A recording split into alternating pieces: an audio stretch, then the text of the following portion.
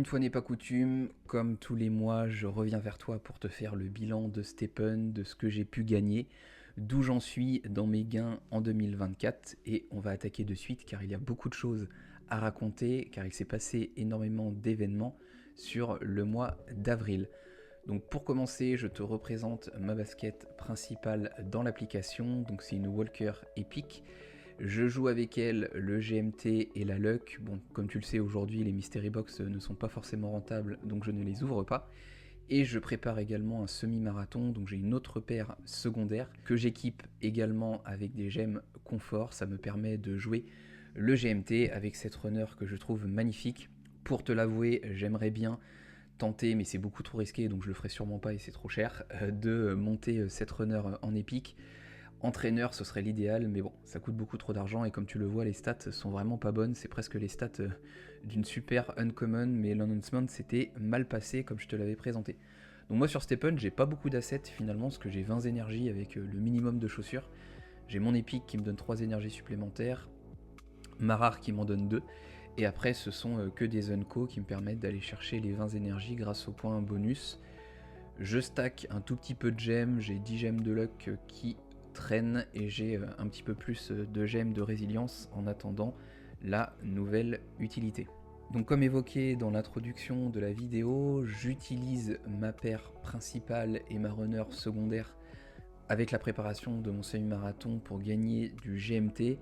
Donc la préparation s'est accélérée, je fais plus de kilomètres maintenant chaque semaine. Malheureusement, ma runner me ramène un petit peu moins de GMT, je suis entre 2 et 3 GMT par énergie selon à l'heure à laquelle je sors, et ma Walker me ramène environ entre 4 et 5 GMT par énergie, donc un bon 80 voire 100 si je sors à de très bons moments avec ma Walker par sortie, car je fais bien évidemment 20 énergies par jour. Et je sors aujourd'hui aux alentours de 19, 20 heures, voire 21 heures quand je fais un 125%. Parce que c'est selon moi le moment dans la journée où on gagne le plus de GMT. Je crois que le matin sur le refill de 8-9 heures c'est pas mal, mais ce qui est horrible c'est vraiment début d'après-midi, on gagne pas grand chose. Et les jours qui marchent le mieux ce sont les week-ends et surtout les samedis soirs, c'est à chaque fois à ce moment là où j'ai battu mes records. Alors ça fait un peu geek d'aller faire ces sorties Stephen le samedi soir, mais on n'a pas rien sans rien, donc moi j'essaye vraiment de faire mes sorties à ces moments-là. Donc malheureusement, les tokens qui concernent Stephen ont pris une belle gifle sur le mois d'avril, donc on a perdu plus que 35% sur le GST, on est environ des 3 centimes, un petit peu plus. Néanmoins, il n'y a pas que le GST qui est concerné, parce que pour le GMT, c'est la même punition, c'est même presque pire, car on a perdu plus de 40%, ça faisait un moment qu'on n'était pas descendu en dessous des 22 centimes.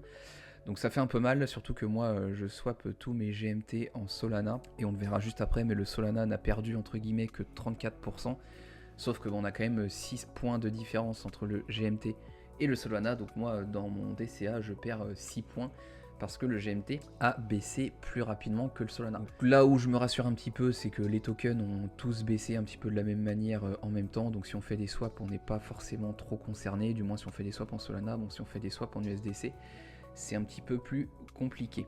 Donc il s'est passé beaucoup de choses en avril, c'est pour ça que j'enchaîne, je vais pas revenir sur la très bonne nouvelle qui était que les Rainbow Infinite et les Rainbow Plus ne verraient pas le jour, mais je t'en avais parlé un peu plus en détail sur la vidéo de l'AMA du mois d'avril. Et surtout ce qui nous a régalé et ce qui m'a personnellement régalé sur le mois d'avril, ce sont les deux gros airdrops, que dis-je, les deux énormes airdrops que Stephen a réalisés. Donc le premier airdrop concernait les badges. Donc à titre personnel, je n'ai jamais acheté de badge, j'en ai jamais vendu, tout ce que j'ai c'est ceux que j'ai gagnés. Et l'ensemble de ces badges m'a permis quand même de gagner beaucoup de GMT, parce que j'ai été éligible à 4400 GMT, sachant que j'avais une bonne partie qui concernait ma Genesis. Alors j'ai plus tous les chiffres en tête, mais je crois que c'était aux alentours des 1000-1500 qui étaient accordés au holder d'un badge Genesis. Et pour faire la transition parfaite, malheureusement sur le deuxième airdrop qui concernait du coup les Genesis spécifiquement, je n'ai malheureusement rien gagné, parce que ma Genesis, je l'ai depuis 5 mois, il fallait minimum l'avoir depuis 6 mois pour gagner, je crois, environ 4000 GMT, si je dis pas de bêtises, peut-être un peu moins. Je sais qu'en dollars, ça faisait environ 900 ou 1000 dollars. Tu me corrigeras dans les commentaires. Et bon, je n'ai pas gagné. Forcément, j'étais un petit peu déçu, et encore, parce que je suis passé pas très loin de pas mal de Solana. Néanmoins, comme j'avais déjà eu une allocation dans le premier airdrop, j'étais pas trop triste. Et contrairement à beaucoup, malgré le fait que je n'ai pas gagné, je trouvais la distribution sur les Genesis très correcte. Ce sont ceux qui avaient des Genesis depuis le plus longtemps qui ont gagné le plus, donc ceux qui ont fait le plus confiance à STEPN depuis des mois, voire depuis des années pour ceux qui l'avaient depuis 2 ans. Et je trouve que c'est même un peu plus juste de récompenser de la sorte plutôt que par exemple récompenser ceux qui ont des Genesis Common d'une certaine somme, ceux qui ont des Genesis Uncommon d'une autre somme, etc., etc. Comme ça avait pu être le cas en février 2023, il me semble.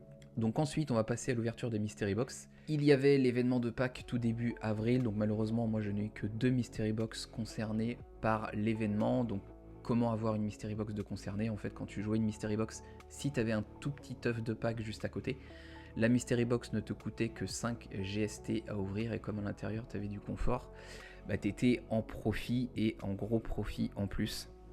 Et j'ai pris un petit risque à la fin du mois parce que je voulais libérer un slot pour aller faire un 125% et aller chercher une Mystery Box de niveau 9.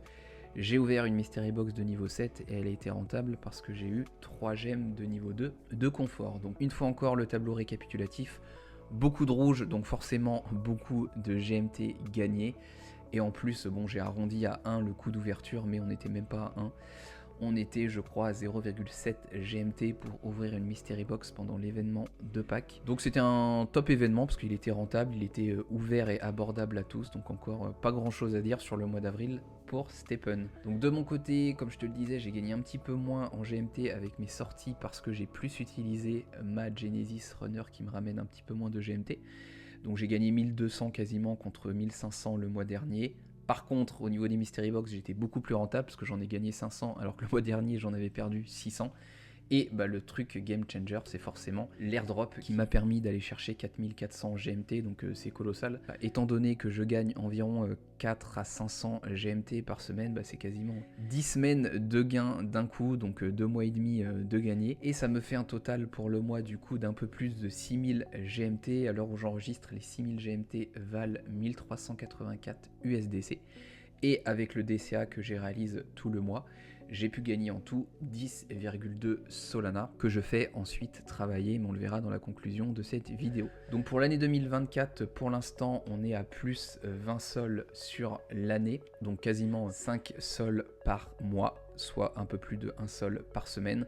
Donc en janvier, j'avais gagné beaucoup de sols parce que rappelle-toi, j'avais vendu ma gemme luck de niveau 5. En février, j'ai fait machine arrière parce que j'ai acheté une gemme luck de niveau 6, donc je n'ai rien gagné. En mars, j'ai ouvert les Mystery Box de niveau 9 et de niveau 10 qui m'ont fait perdre tous mes gains.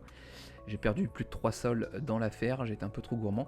Et en avril, grâce à l'airdrop, ça me permet de réaliser mon meilleur mois. Donc je ne pense pas que je pourrais battre le mois d'avril, peu importe ce qui se passe dans l'année, parce que 10 sols pour aller les chercher, ça va être compliqué.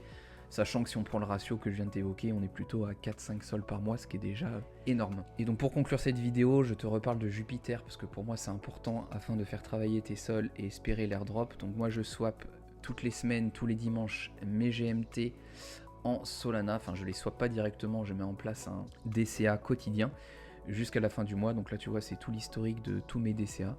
Donc le premier que j'ai lancé, c'était celui-ci de 566 GMT, j'ai lancé le 8 avril. 2 jours après, j'ai mis en place le DCA de mes plus de 4400 GMT, et puis je continue comme ça jusqu'à la fin du mois, ce qui me permet de lisser mon prix d'entrée sur le Solana et surtout de faire des actions sur Jupiter qui nous permettra d'être éligible aux futurs airdrops. Et mes sols, du coup, je les fais travailler. Je les stack sur Ledger, je split en 3 et bientôt 4 mes sols chez différents validateurs pour diluer un petit peu le risque. Et tu mets tes sols, une fois que tu as choisi ton validateur, tu les délègues et tu peux les récupérer assez rapidement. Je crois que ça met environ 24 heures pour être activé, idem. Tu mets environ 24 heures pour les récupérer si tu veux arrêter de les stacker. Donc moi je fais ça d'une part pour évidemment gagner des sols, je les fais travailler. Et c'est aussi une petite rigueur que je m'impose. Parce que si j'ai des sols qui traînent, des fois je fais des bêtises, je FOMO sur des projets. Et j'y laisse souvent des plumes, donc au moins là ils travaillent, je n'y touche pas. et tous les sols que j'ai accumulés depuis janvier 2023 sont en stacking, donc ça me permet d'en gagner encore un petit peu plus, et pour l'instant je les garde jusqu'à ce qu'on soit en plein milieu du bull run. J'espère que ce récapitulatif t'a plu, c'était assez long ce mois-ci parce qu'il s'est passé pas mal de choses.